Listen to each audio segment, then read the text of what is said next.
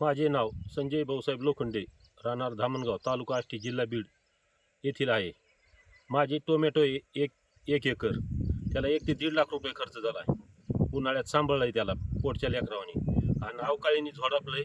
आज सडलेत ते, सगळं उन्मळून झालं आहे, बाग पडला आहे सगळा. 8-10 दिवस झालं पाऊस चालू आहे सारखा, आणि त्याची साधी दखल घ्यायला अजून कोणी काल तलाठी भाऊसाहेब आले, पाणी करून गेले. कृषी खात्याचं कोणी फिरकलं नाही अजून, आणि काहीच नाही. आम्ही 2 दिवस संपर्क केला त्यांना, येऊ म्हणले, पण अजून कोणी आलेलं नाही त्याच्यामुळं अजून काही पंचनाम्याला कोणी आलेलं नाही, काही नाही.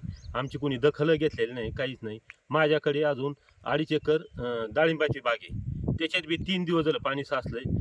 त्याचं बी तुम्हाला तर उन्हाळ्यात विकत पाणी घेऊन मी त्याला डाळिंबाला टाकलंय, खतं भरलेत, त्याला 1-1.5 लाख रुपये खर्च केलाय. त्याचा उत्पादन खर्च निघन का नाही दोन्ही पिकाचा, मला ते प्रश्न पडलाय. आणि याचं कुणी अजून शासन दरबारातून कुणी दखल घ्यायला सुद्धा आलेलं नाही. आणि दुसरी गोष्ट, इथं कर्जमाफीचं शासनानं आश्वासन दिलं, त्याचं बी एक जबाबदार माणसं तुम्ही काही करते, पण त्याची कुणी दखल घ्यायला तयार नाही. म्हणजे पीक विमा नाही आम्हाला, कर्जमाफी नाही, मदत नाही शासकीय, कोणतंच काही नाही आम्हाला. आणि नुसतं पोकळ आश्वासनाचा पाऊस चालू आहे नुसता शासनाचा.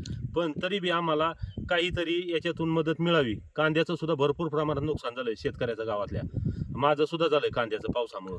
2 एकर कांदा आहे माझ्याकडे, पण याची कसलंही कुणी दखल घ्यायला तयार नाही, काही नाही. कृषी खातं अजून सुद्धा जागं झालेलं नाही, की कोणाच्या बांधावर आलेलं नाही, की पंचनामा नाही झालेला अजून सगळं हे कागदपत्र एजंट मार्फत चालतंय कृषी खातं आमच्या भागात. सगळं कुणी फिरकत नाही, त्याचं कृषी खात्याचं कुलूप सुद्धा उघडत नाही.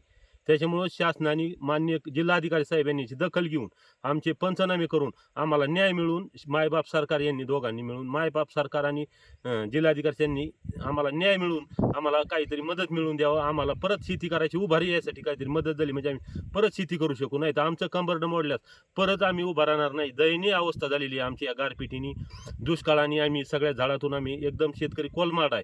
तरी मायबाप सरकार आमच्याकडे लक्ष देऊन आम्हाला योग्य ती मदत द्यावा ही नम्र विनंती. माझं नाव राजकुमार पांडुरंग चौधरी, राहणार धामणगाव, तालुका आष्टी, जिल्हा बीड. इथे रहिवासी असून माझा 2 एकर केळीचा बाग आहे. त्याला साधारण 2.5 लाखापर्यंत आत्ता खर्च झाला आहे.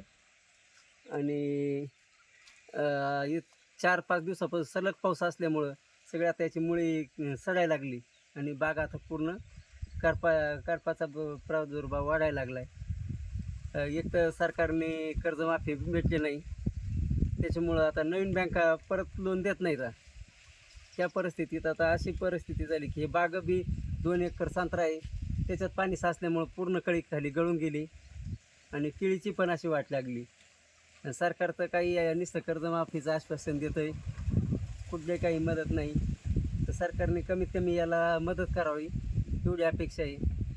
की नुसतंच सरकारने शेतकऱ्याच्या